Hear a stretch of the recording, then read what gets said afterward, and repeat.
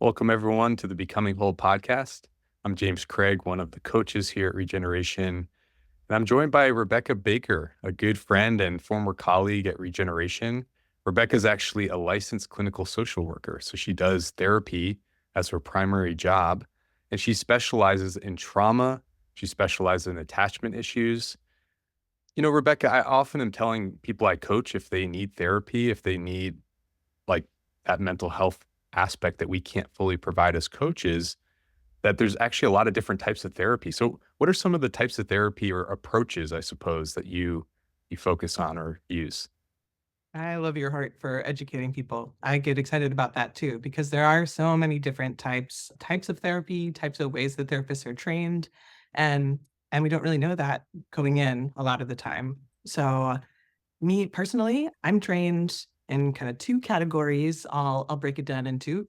One is more of a I'll say a skill based, or you might even say practical types of modality like CBT, cognitive behavioral therapy, and DBT, dialectical behavioral therapy. So with those, change happens in between sessions. The focus is change happening in between sessions. So in a session, we'll talk about what's coming up. We'll learn some skills. We'll talk about how to apply it. And then really the shift starts to happen as the client takes what we're learning in session into practicing it in real life and applying it in real life. Then also, I use some experiential therapies like emotion focused therapy, EFT, and IFS, internal family systems. So those experiential therapies, more the change is happening right in the session.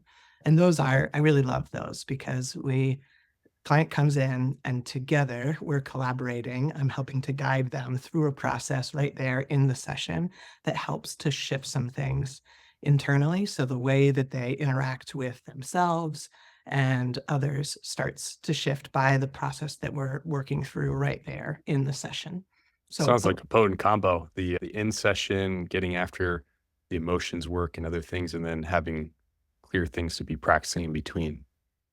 yeah, yeah. Oftentimes clients will come in wanting that really practical stuff, and then oftentimes where we'll end up is getting more into the process and that experiential work in session that then they take out into their world.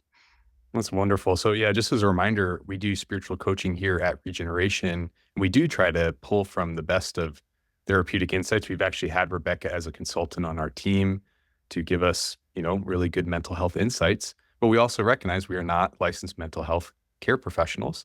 And so we are we very readily refer people, hey, you might need an addition or instead of coaching to get after that anxiety and depression in a mental health setting, like with someone like Rebecca. So we're just so grateful for that kind of partnership and the fact that we get to try to be a bridge builder between therapists and the church and all these different really important approaches that God has given us to healing the person. So with all that said, with that little educational lesson, we're going to pick up this series on anger that we began last week. Josh and I spoke on anger and how anger, according to therapist Jay Stringer, is one of the biggest things that drives people toward unwanted sexual behavior.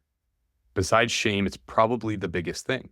And for so many people that come to Regeneration who are in my awakening groups or that we coach, they're not aware of anger. So I just want to start with this question for Rebecca. Rebecca, can you share some of the psychological importance of this emotion of anger? Yeah. Oh man. Anger is a powerful emotion. We feel it really physically a lot of the times. And it is an emotion that can be more animating or forceful in some ways, and yet almost always comes alongside with some other deeper emotions underneath.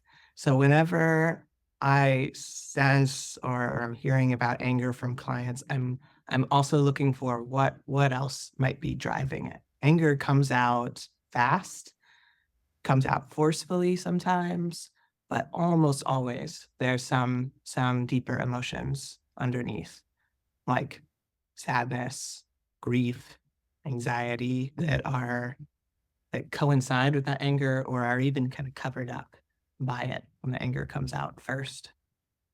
So that's that concept of I've heard it said anger is a secondary emotion. Josh might have even mentioned that last week.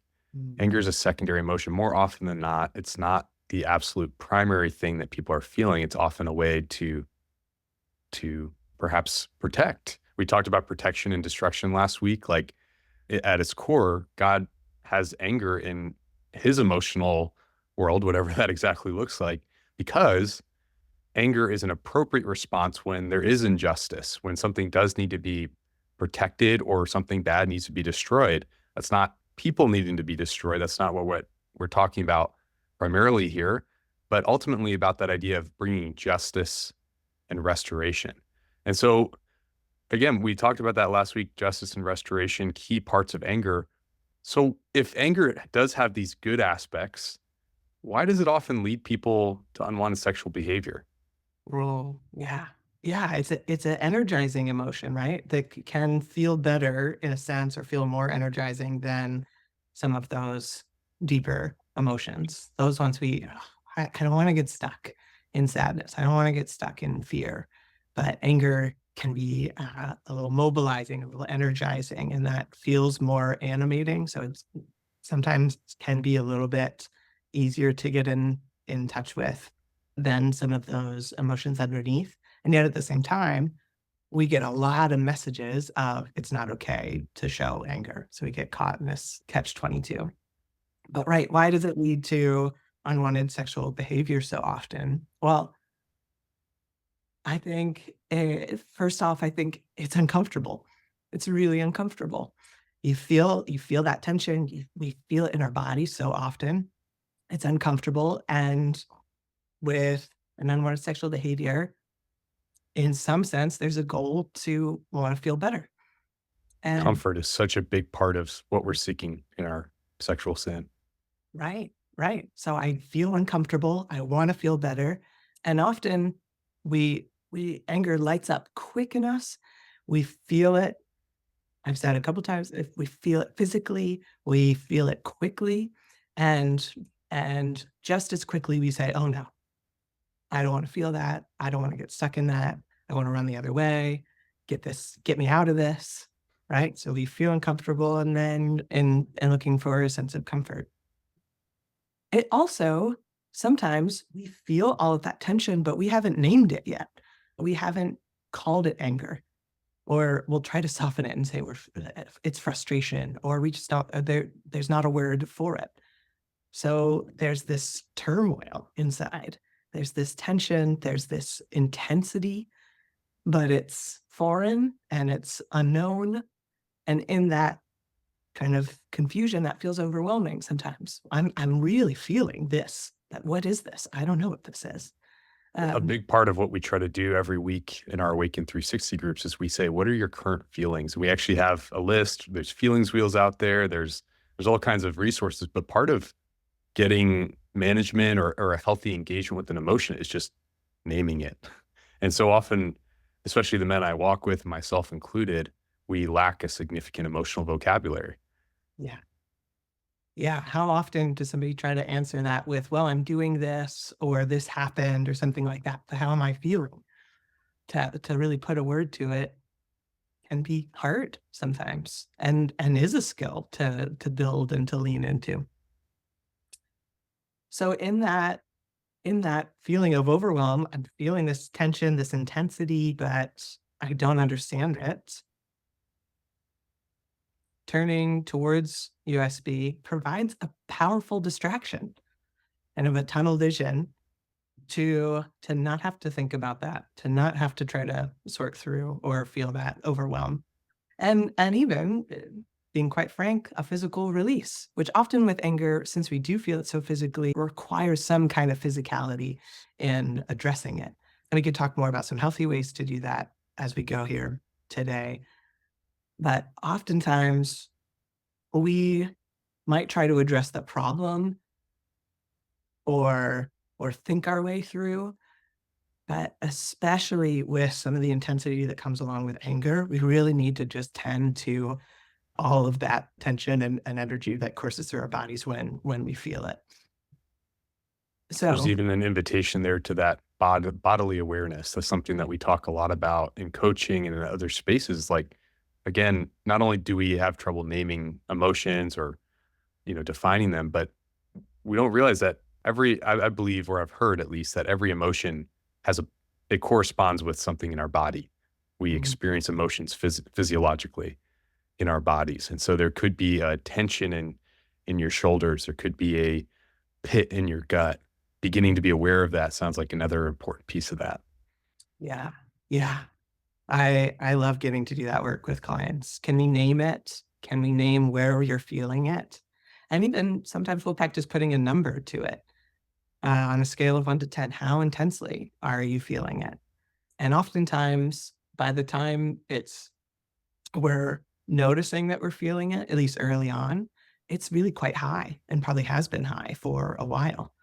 So more working towards that awareness is, can I notice it when it is only like a 3 out of 10? Can I notice, oh yeah, there's that feeling in my chest again. Okay. Well, let me slow it down. Let me pay attention what's coming up for me.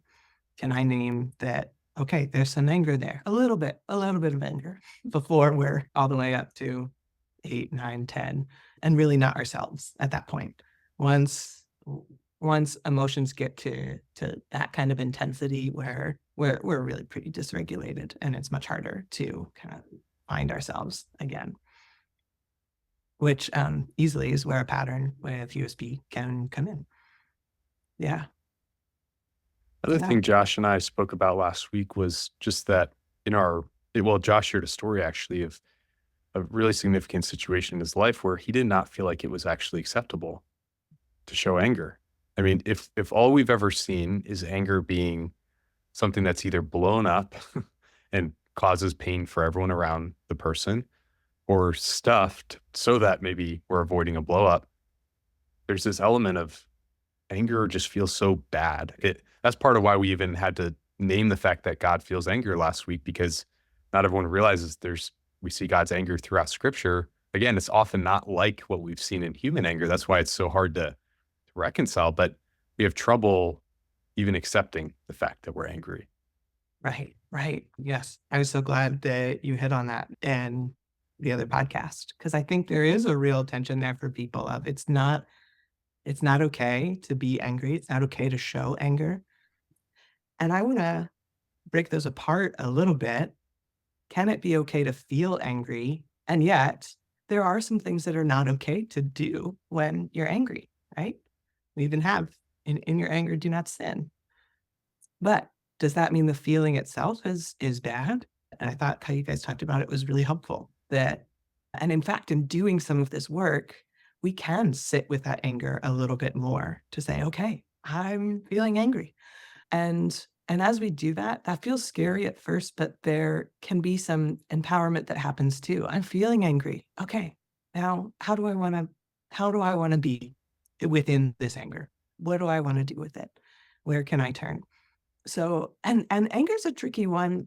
I found in working with clients is that sometimes anger is not acceptable. It's not okay to be angry. It's not okay to show it. So I'll stuff it. I'll hide it. I'll ignore it. And what we see is then it finds a way to come out sideways, right? And certainly with USD, that can be a big driver. It also doesn't tend to some of those deeper emotions that we said, those secondary emotions that are underneath the anger. It also stuffs and ignores those. I've also found, and this is some generalizing, but sometimes for men in particular, anger is kind of the one emotion that it is okay to show. So they're feeling scared. They don't know what to do. They're feeling stuck. They're feeling overwhelmed. They're feeling grief. They're feeling sad about something. But those ones aren't okay to share. So anger is what comes out and comes out maybe towards somebody else or comes out in situations that are completely disconnected with what they're feeling underneath. A lot of guys start their recovery journey learning that a great starting point, and I'm going to emphasize starting point for triggers, is an acronym called HALTS. Hungry. Am I hungry? Am I angry? Am I lonely, tired, or stressed? That's a great starting point. But I think so many of us can end up stopping there, not realizing that there's deeper emotions underneath the surface. Or, yeah, there was a real injustice that needs to be grieved or dealt Yeah. with in a godly way. Or so HALT is a great starting point. If you have very little self-awareness, you're going to your sexual sin without understanding why, start with HALTs. Great acronym, but recognize that there's so much more. There's more depth and so much of emotional, so much of sexual sobriety or sexual integrity is actually becoming an emotionally mature person, a person who, like Rebecca said, is aware of the anger, who learns how to deal with it. So, Rebecca, let's start talking about that more. We've already gotten into a little bit of how there's ways that we can develop emotional maturity that may be lacking. And I would say I've heard it said that so much of recovery is really about healing and about maturity. Mm. And ultimately at Regen, we believe that those things are meant to point us to intimacy with Jesus. So that's kind of the absolute focus of what we do. But let's continue on that theme of maturity. Besides, practicing the discomfort of sitting in anger, acknowledging it, identifying it, or even learning to accept it, what are some ways that you've helped people develop like a mature response to anger? Yeah.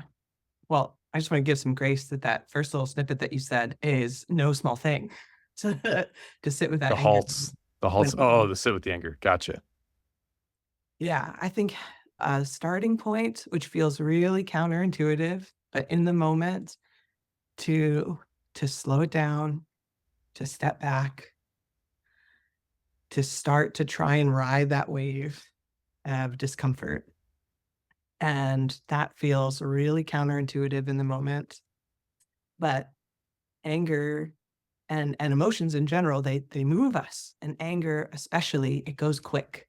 It lights up in us and things move fast. So if we can, to slow it down, to take a step back, to say, okay, what's happening for me? Where do I feel this? What am I feeling? Put a number to it. That's in the moment. And reflecting back on these times can be helpful too, because you notice some things. What was happening? So you might come back to it later and say, what was happening for me then? But also when you're not in feeling it in the moment, it can be helpful to have some, this is practical here, but have some places to turn to that you've identified already, especially in a physical sense, right? I've mentioned that a couple of times. This doesn't have to mean you go out and run a marathon or something like that, although certainly exercise can be a really helpful way. I think of it more like a sprint. You feel a lot of intensity in your body. So, what is a quick burst of energy that you can release some of that? Maybe that's dropping and doing as many push ups as you can in a minute or two. That quick burst. Maybe it's, grabbing a tennis racket and bouncing the ball against the garage door for a while. And for a while, I mean even a couple of minutes, enough that your heart rate is changing a little bit and your breathing is changing a little bit. So in those ways, you're using your body chemistry to kind of match your the physical feeling, but in a way that you are controlling it and then can work to bring it down. So instead of just saying, "No, let me not feel angry, let me try to problem solve my way out of it," give yourself give yourself an outlet for that physicality that's gonna move in a healthy direction. So, any kind of exercise is a really good one, and I think more sprint. If that's not available to you right at that moment, because sometimes it's not, another way to do that I'll do with clients, we call it a progressive muscle relaxation. That's a fancy word for it. All it is you're taking muscle groups, you're squeezing them as tight as you can for 10 seconds, and taking a deep breath in. And as you release the breath, you release your muscles.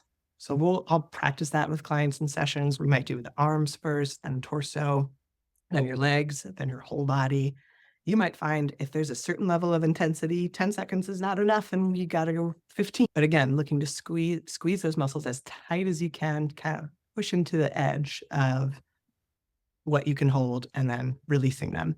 And what that can do is just kind of gives a little bit of a reset, a little bit of a wash to give an outlet to some of that physicality. Cold temperature is also something that can help. So putting your face in cold water or putting some ice cubes like on your temples or wrists or under your neck where your blood is flowing more.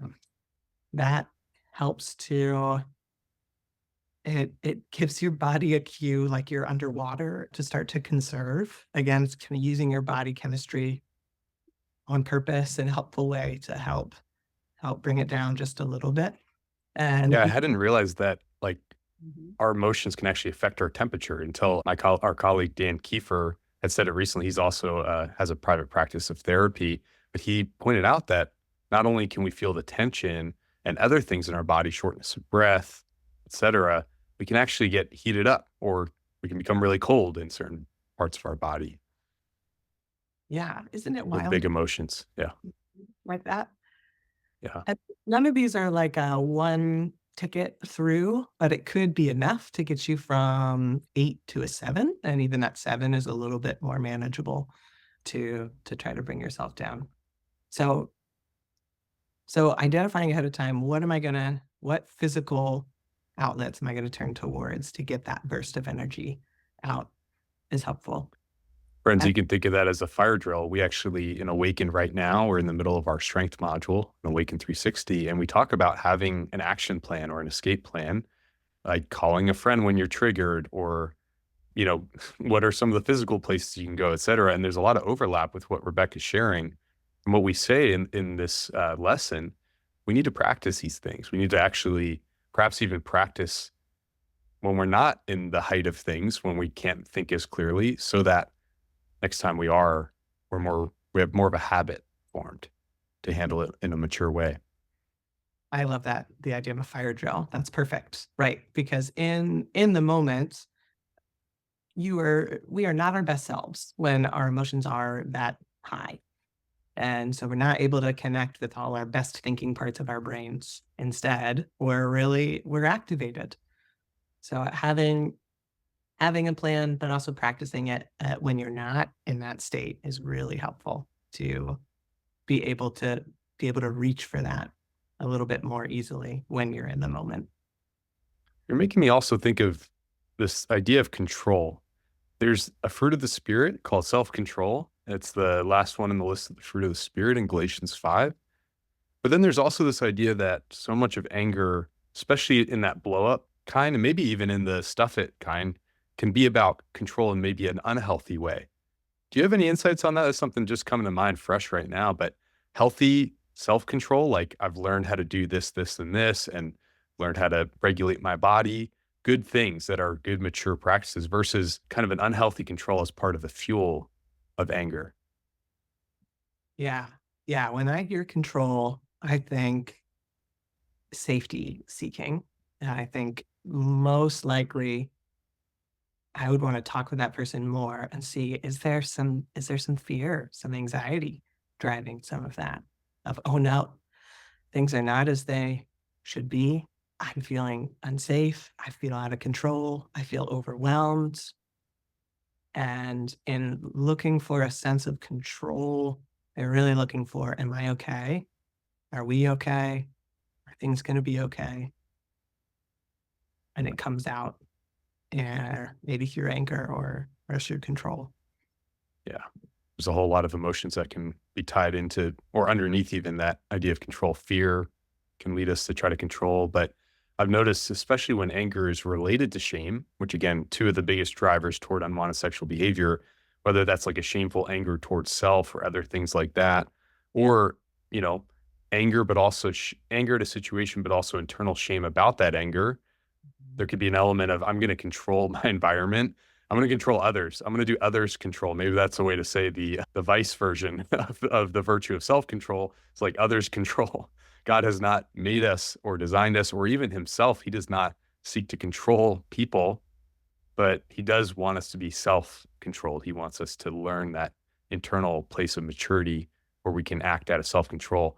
You know, one image I use, Rebecca, sometimes is like, and I'd love actually your feedback on this, but I talk about emotions being like a passenger in the car instead of the driver, or emotions being like the lights on the car, like the check engine light or the tire pressure light. Again, rather than the person needing to drive the car, it's important to listen to what the emotions are saying, to engage the emotions. But that need not mean that we say, hey, now you get behind the wheel and take me wherever the emotions would possibly lead. What do you think of that idea of like balancing emotions in that way? Yes, yes, it hits at something really important because in some ways we do want to manage our anger in a way when there's that intensity. We want to help ourselves be able to bring it down. But if all we do is bring it down to a more manageable level and then move on with life, we're missing something really big and important, which is listening to where did that anger come from? Why did that come up so strongly for me? What's going on for me that this thing really got me activated here? And what could be underneath it? What else? What else is there that I'm not listening to, that I'm not tending to? We can invite Jesus into that. I mean, so many of the Psalms are full of anger, and Mhm. some of them say pretty wild things out of anger. But what I've heard noted before by pastors is that they're praying their anger. Even if they're saying kind of some wild stuff, they're at least praying it. They're bringing it into the presence of God. They're engaging it in a place where it is actually extremely safe. God can handle the fullness of our anger, even if it's a little out of control. And so an image that popped into my mind with that car analogy, Rebecca, is like, we don't necessarily want the anger to drive the car. We also can't throw the anger in the trunk and tie it up. That doesn't work either. We need to have some sort of like interactive relationship. And again, I would encourage that to be in the presence of Jesus, with Jesus, toward Jesus, processing in light of Jesus in his presence, like, and still engaging the emotions, but not necessarily falling into that other error of like, this thing needs to drive the car wherever it wants. Right, right, right. So if we're following the process here, starting with naming it, with slowing it down a little bit to be able to name it, name what, see where we're feeling it, put a number to it, and maybe do something in the moment to help bring down that intensity a little bit, so we can reconnect with ourselves. But if we stop there, there's still more, and really there's an invitation, I'm gonna say, with anger to listen to that anger in the passenger seat and see what other emotions are in the back seat maybe that are saying, "There's something important here." Emotions, I think even of the word, emotions, they move us. We certainly we feel them, they rock us, but they also show us things that are important to us. And it can take us in directions that we don't wanna go, certainly, but there's an invitation there to say, "What is this anger showing is so important to me? Is it a sense of injustice? Is it a sense of, I feel I need some safety, I need some comfort here, and I'm not feeling that?" When that anger lights up and also the ones underneath, what is it that these emotions are showing are important to me? And that can feel really foreign and is worth sitting with. You might not really get to an answer right away. That's okay. Or to sit with a coach or a therapist to try to not only identify anger, but get to know it a little bit in order to understand it and know how to move when it comes up. Friends, we'll put in the show notes the feelings list that we use in Awaken, just as a way to get your mind going. Again, you can look up all kinds of feelings wheels or other feelings lists, but this is just a way to get you thinking and more acquainted with different feelings words. So we'll have that in the show notes. We'll also have a link to Rebecca's therapy practice called Living Hope Counseling. She's based out of Towson, Maryland, but I believe, Rebecca, you also do therapy over Zoom or over telehealth. Mhm. So Rebecca is available for therapy. And Within the state of Maryland is my limits, but it doesn't have say it to be. again, Within the state of Maryland is my within limit. the state of Maryland. Okay. Yeah, there's all those licensure things. So you guys can find that in the show notes. And we talked a lot about maturity today, developing mature response to anger. And so Aaron and I, in our final episode next week on this anger series, are going to talk about how do we get to the root of healing some of the places where anger might have come from our family of origin. And what do we see? How do we see Jesus dealing with anger as well? So we'll continue this series and we'll actually close out with that next week. And we just want to acknowledge, friends, that these are coming out right around Thanksgiving and soon before Christmas. So there's a lot of ways we would encourage you begin practicing everything Rebecca shared. Begin practicing feeling the emotions, identifying them. Some ways to have self-control in the emotions or practicing the tensing, breathing, praying, etc. as you head into the holidays where a lot of our anger might come out externally or it might be kind of pushed inward as we see our families of origin. We want to encourage you. There are ways to continue this growth journey in becoming increasingly a mature person in the way you handle anger. So, Rebecca, is there any way you'd like to close us out today? Yeah, I'd love to pray for anyone listening and taking some of this in. Lord Jesus, you have made us humans with a full spectrum of emotions. And I pray particularly for anyone listening today that you would meet them within this experience of anger, that you would be palpably present with them as they have the courage to name it, to face it, and to return to it with some more questions of how it's showing up and what else could be showing up with it. Lord, would you give courage in the place of that reflection to look at it, to be able to sit with you in it a little bit longer